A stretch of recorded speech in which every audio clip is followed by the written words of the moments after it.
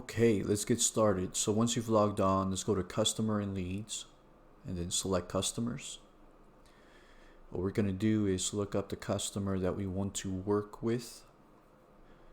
Okay, I'm going to be working with Amy's Bird Sanctuary. You can just type in the name here and locate the one you're working with. As you can see here, I have a negative balance, which would indicate a credit. As you can see here, it's a positive balance, which would indicate a balance due. So in this case, we have a credit.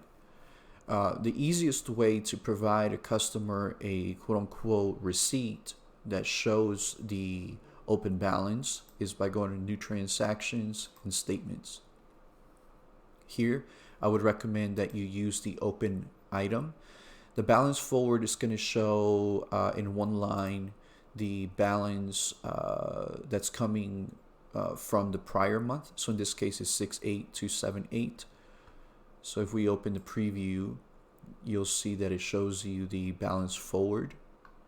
6/8 was the date we chose, so 6/7 is the balance forward of 459.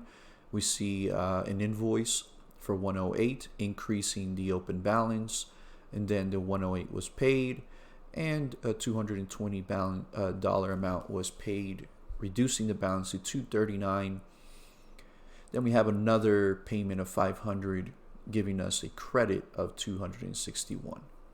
If that is showing too much information and you just want to show the open item itself, then select open item and the date. In this case is today's date, as of today. So when I open the preview, it's going to show me only the item that is open. As you can see here, we have the date of 7/8, which is when the payment was received. It was a payment for $500, and it left us an open amount of $261. If you want to email them this statement, you can just type in the email address here as it's shown and then hit save and send. Or you can open the preview and you have an option to print it or download it onto your desktop to do as you wish. And simple, just like that, that's how you would send one of your customers or clients a receipt showing the open balance remaining.